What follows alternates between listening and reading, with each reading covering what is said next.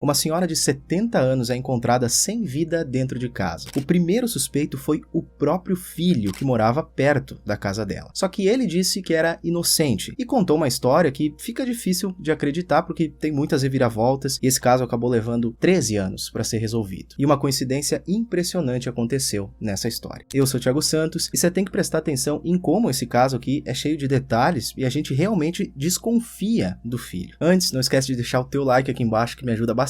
Se quiser, deixa um comentário também, pode deixar uma crítica, uma sugestão para um próximo caso, fica bem à vontade. E claro, se inscreve aqui para ver mais histórias como essa. Bora pro caso. O cenário dessa história é a cidade de Harrington, no estado de Delaware, nos Estados Unidos, e o ano é 1991. Na noite do dia 22 para 23 de junho de 1991, um homem chamado Charles Holden, de 40 anos de idade, saiu do trabalho dele por volta da meia-noite e 30, mais ou menos. Ele trabalhava em uma indústria química e morava numa área mais rural ali de Harrington, dentro das terras ali da fazenda onde a mãe dele morava. A mãe dele era a Dorothy Donovan, que tinha 70 anos. A fazenda deles tinha 65 hectares e na casa principal, que era uma casa de madeira de 2 pisos, morava a Dorothy sozinha. Já o Charles, que era filho dela, morava em um trailer que ficava parado ainda ali dentro das terras da família, só que um pouquinho mais afastado assim da casa. Só que não era tão longe também, o trailer estava mais ou menos uns 30 metros só. No começo da noite então de domingo, 23 de junho de 1991, ele sai do trabalho e passa por um fast food na cidade de Harrington. Isso já era um costume dele, várias vezes ele parava ali para pegar a janta antes de ir para casa.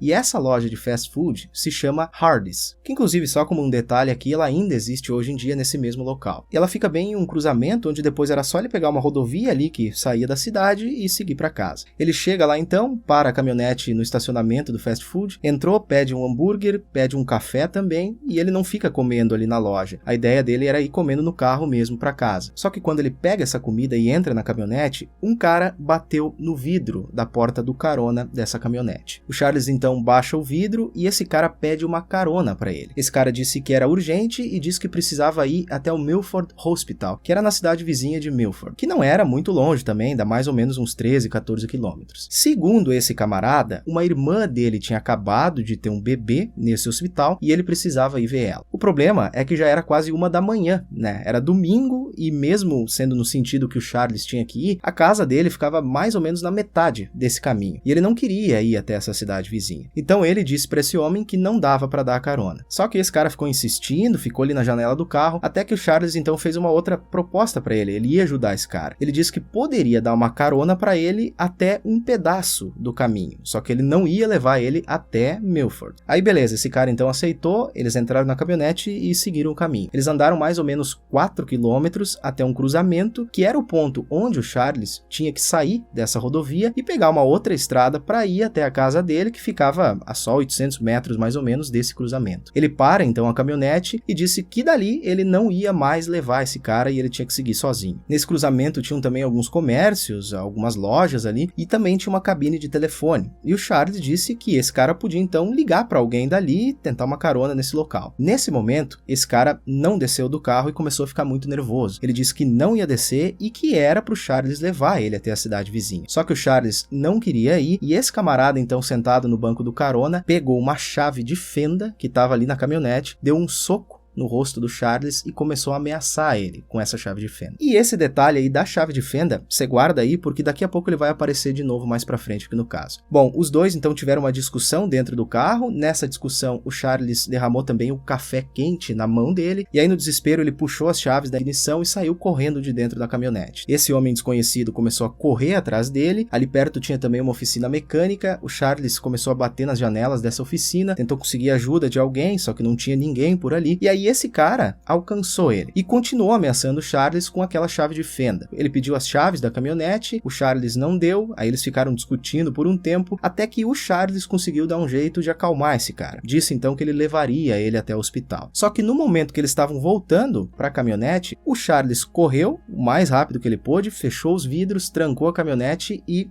acelerou embora. Só que ele não foi na direção da casa dele. Ele já logo pensou que esse cara poderia seguir ele, então o Charles pegou um outro rumo, um sentido completamente diferente, andou por alguns minutos para despistar, e aí algum tempo mais tarde ele volta para casa. Ele não vê mais o homem na rua, não tinha sinal dele, e aí ele resolve então ir para casa. Pro desespero dele, quando ele se aproximou do trailer dele, onde ele morava, ele viu de longe que um homem parecido com aquele cara estava olhando pela janela do trailer, tentando ver o que tinha lá dentro, né? O mais doido é que, segundo o Charles, ele não conhecia esse cara e não fazia a menor ideia de quem era. E foi uma total coincidência ele ter ido exatamente no trailer que era dele. Isso porque tinham várias outras casas também ali ao redor, não era só a casa deles que estava ali. Mas o Charles, com medo, resolveu não confrontar de novo esse cara. Só que ele ficou muito preocupado porque a mãe dele estava em casa e era logo ali do lado, né? Então ele acelerou de volta lá para a cidade de Harrington, ele andou esses 4 quilômetros de volta e aí ligou de lá para a polícia de um telefone público. Essa ligação foi registrada exatamente a 1h19 da madrugada de domingo. O problema é que a polícia atendeu a ligação dele, só que não colocaram esse caso como prioridade, não colocaram como uma emergência. E aí o policial demorou a chegar. Foi só perto das 3 da manhã que um policial encontrou o Charles lá naquele telefone público de onde ele tinha ligado. Aí você imagina a preocupação do Charles, que nesse momento já faziam mais de 2 horas desde que ele tinha ligado para a polícia e a mãe dele todo esse tempo estava sozinha em casa. Ele e o policial então seguiram para a casa dele e chegando lá, primeiro eles olharam um pouco ali pelo trailer, não viram ninguém, as portas do trailer ainda estavam trancadas, não tinha nada fora do normal, e aí o Charles pede pro policial ir junto com ele, dar uma olhada na casa lá da mãe. E aí quando eles chegam na porta dos fundos, a história mudou completamente. A janela dos fundos estava quebrada, eles entram dessa casa, o Charles chamou a mãe dele, a Dorothy não respondeu, e aí nesse momento ele já viu que sim, que provavelmente tinha acontecido alguma coisa, porque era costume da mãe dele esperar ele chegar do trabalho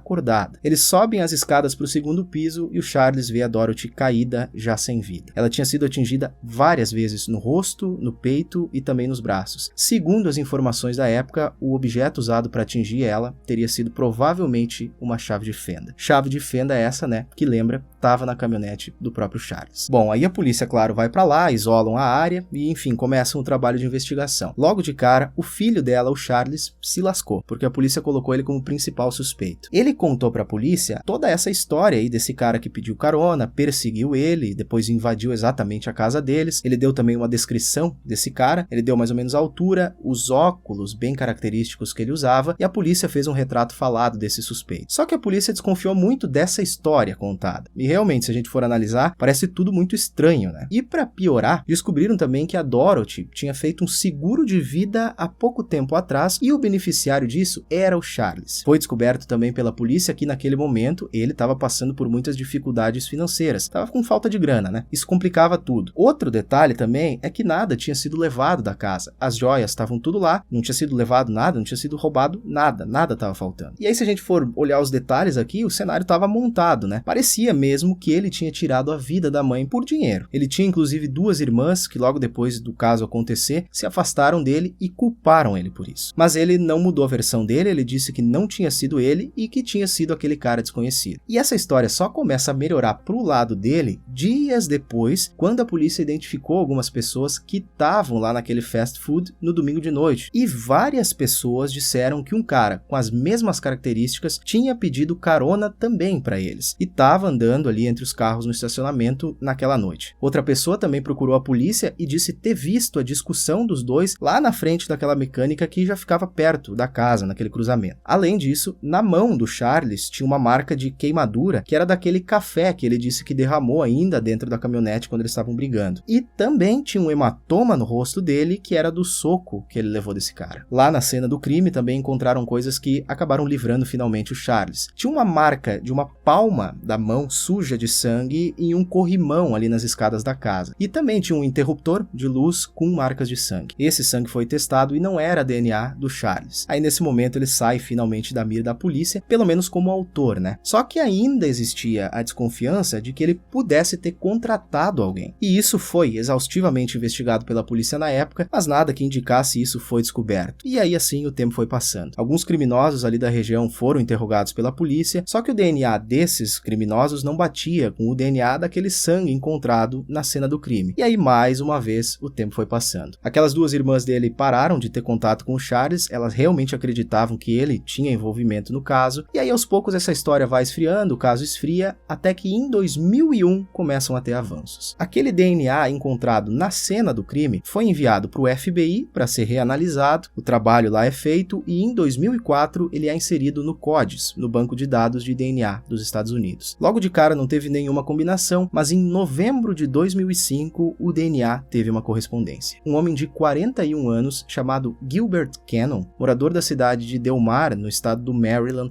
era o dono daquele sangue. Aquela marca de palma da mão no corrimão da casa também combinava com a palma da mão dele. A polícia busca detalhes dele e descobrem que na época do crime, esse Gilbert Cannon morava no estado de Delaware e já tinha sido preso também várias vezes, por roubo, por furto e no ano de 97 também por assassinato. Depois disso ele cumpriu pena até 2004 e quando ele foi libertado, em novembro de 2004, o DNA dele foi coletado e inserido no CODIS. E por isso então é que teve aquela correspondência com o DNA lá da cena do crime. Mas a polícia não conseguiu prender esse cara logo, não acharam ele em casa. Foi só mais de um ano depois, em 2006, que ele foi localizado e preso. Ele disse que era inocente, que ele não tinha feito aquilo, só que depois de um interrogatório e de apresentar as provas, ele acabou confessando tudo e aí ele contou exatamente a história que o Charles já tinha contado para a polícia em 91. Ele disse que não conhecia o Charles, ele tinha sim pedido carona, atacou o Charles e depois de ser abandonado lá na estrada, ele saiu caminhando, sem rumo, atrás de um lugar para dormir. E ele acabou totalmente por acaso escolhendo a casa da Dorothy, que ele nem sabia que era a mãe do Charles. E ele escolheu essa casa porque era a única que não tinha uma luz acesa. Assim que ele quebrou a janela lá nos fundos e entrou na casa, ele deu de cara com a Dorothy e aí ele resolveu tirar a vida dela para não ser reconhecido por ela depois. E ele fez isso justamente com aquela chave de fenda que estava na caminhonete do filho dela. Em abril de 2007 ele foi julgado e aí fez um acordo com a justiça para não receber a pena de morte, né? Ele se declarou culpado e aí foi condenado à prisão perpétua. Bom, muito obrigado por você ter ficado até aqui. Não esquece de deixar o teu like aqui embaixo que me ajuda bastante. Deixa também um comentário, pode deixar uma crítica, uma sugestão para um próximo caso. E claro, se inscreve aqui para ver mais histórias como essa.